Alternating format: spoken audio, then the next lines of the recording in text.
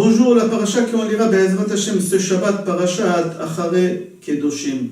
Dans notre paracha, dans Perek Yutet, Pasuk Yutret, c'est marqué Ve'ahavta lere'acha kamocha. Tu aimeras ton prochain comme toi-même. La période qu'on est en train de passer en ce moment, c'est la période des Omer. Depuis le deuxième jour de Pessah jusqu'à Shavuot, on appelle la période des Omer. Il n'y a aucun rapport avec le deuil. Omer, c'est autre chose. On a fait un cours sur Omer. Mais il faut savoir que entre Pessah et le 33e jour de Omer, la communauté juive a eu un gros malheur. Rabbi Akiva, il a perdu 24 000 élèves. Moyennement, 750 enterrements par jour des Talmidei Chachamim, des Géonim, des Tzadikim. 750 enterrements tous les jours des Tzadikim, comme ça. Pendant cette période-là de deuil, on a le temps d'étudier les Mishnayot de Masechet Avot. Les maximes de nos pères, que Chachamim appellent cette Mishnah-là aussi Masechet Midot, les caractères. On pose la question, on dit, pourquoi Kadosh Baruch Hu, au moment qu'on est sorti d'Égypte, Kadosh Baruch Hu, il a attendu Sheva Shavuot, 7 semaines, 49 jours, il a attendu pour nous donner la Torah. Kadosh Baruch Hu, il a pu nous donner la Torah tout de suite, dès qu'on est sorti d'Égypte. 2, 3, 4 jours après, pourquoi Kadosh Baruch Hu, il a attendu 7 semaines pour nous donner la Torah? Chachamim disent pour la simple raison qu'Ebné Israël, ils ne pouvaient pas recevoir la Torah, parce que pour recevoir la Torah, il faut être un ustensile, il faut être un récipient pour pouvoir mettre quelque chose. Et nous, on n'était pas un récipient. On ne pouvait rien recevoir, on avait l'impureté en nous à un degré très très élevé. Akadosh Baruch Hu, il a dit que pendant 7 semaines, il faut qu'on se purifie pour pouvoir recevoir la Torah. Une femme, au moment qu'elle est impure, elle a Shiv'a Nikim, elle a 7 jours qu'elle compte de pureté. Nous, on était beaucoup plus des fois impurs que la femme, 7 fois plus qu'elle.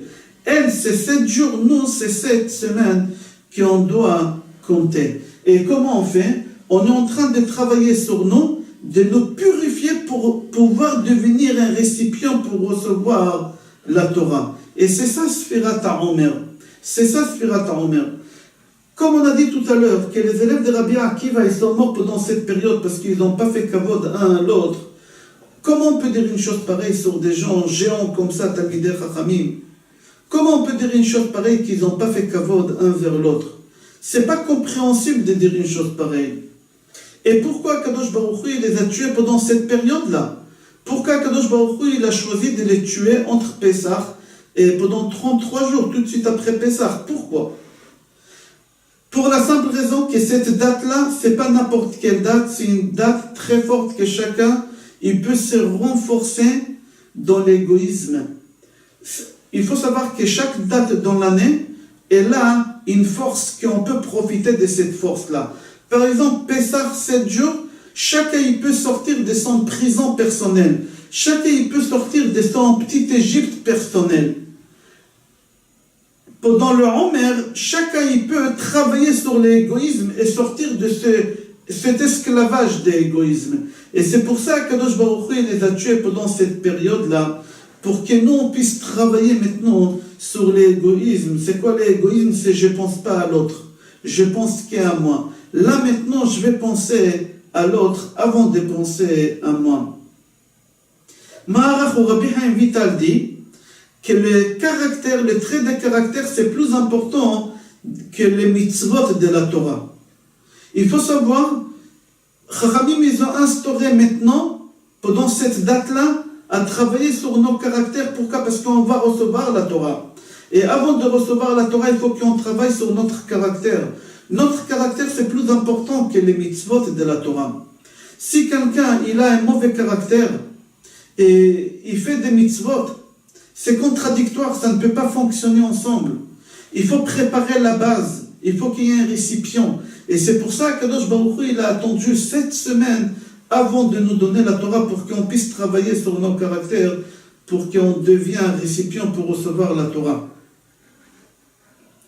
C'est marqué dans le maxime de nos pères, Ena olam omed, ela al belima.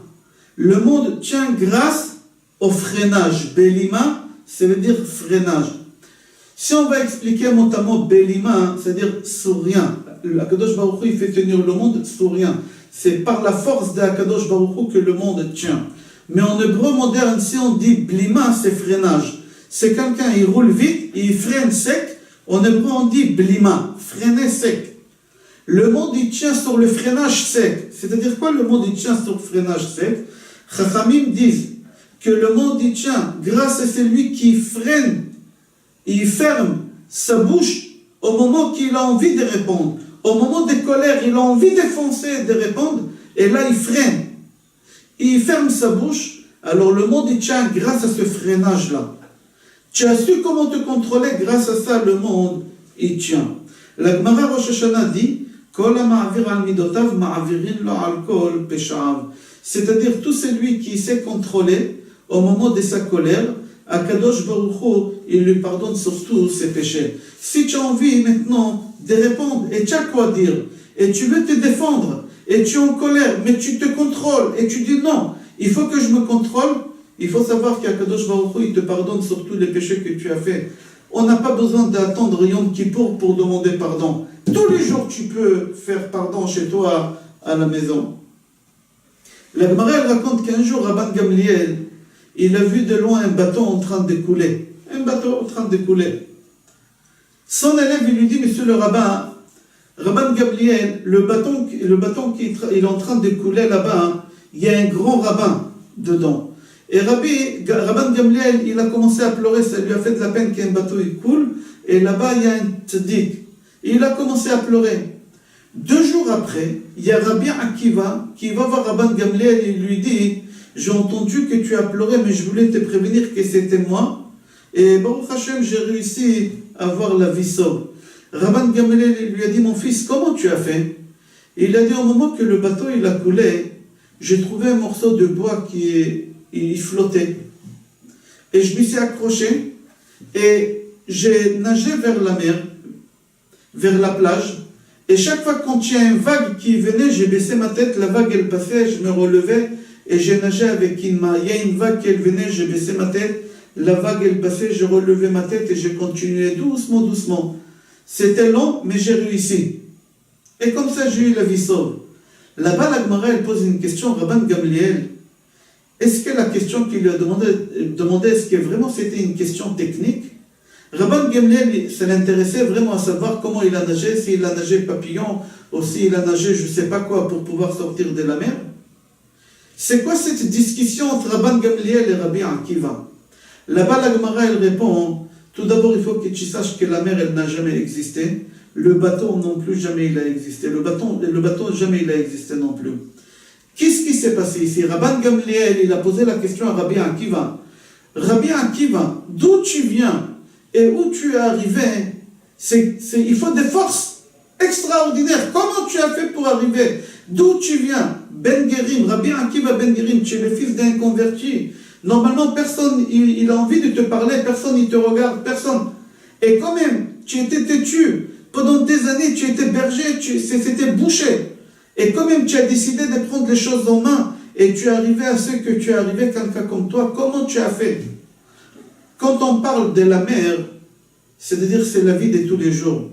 Quand on parle des vagues, c'est les épreuves qui nous arrivent tous les jours. Et il lui a dit, comment tu as réussi à nager dans cette vie difficile et avec tous les vagues qu'il y a, et tu as réussi à avoir la vie sauve et tu as réussi à arriver à ce que tu es arrivé. Rabbi Akiva, il a dit, chaque fois quand il y a une vague qui venait, j'ai baissé ma tête. La vague, elle passait, j'ai relevé ma tête et j'ai continué. La vague, elle revenait, j'ai baissé ma tête. C'est-à-dire, chaque fois quand j'avais une épreuve, je savais comment surmonter cette épreuve. Je savais comment me battre contre cette épreuve-là. Et j'ai réussi. Jamais j'ai baissé les bras. Et grâce à ça, je suis arrivé à ce que je suis arrivé. Rabbi Akiva, il voulait nous enseigner ici quelque chose, que chaque fois quand tu as une épreuve, tu as une difficulté, tu as une souffrance, il faut savoir comment se battre. Et si tu sauras comment te battre, tu arriveras. Et après, il faut savoir se redresser aussi. Il ne faut pas rester courbé, il faut savoir comment se redresser. Be'ezrat Hashem, qu'Akadosh Baruch Hu, il nous donne Be'ezrat Hashem la possibilité de recevoir la Torah, que ish echad belev echad. Shabbat Shalom et Kol Tov.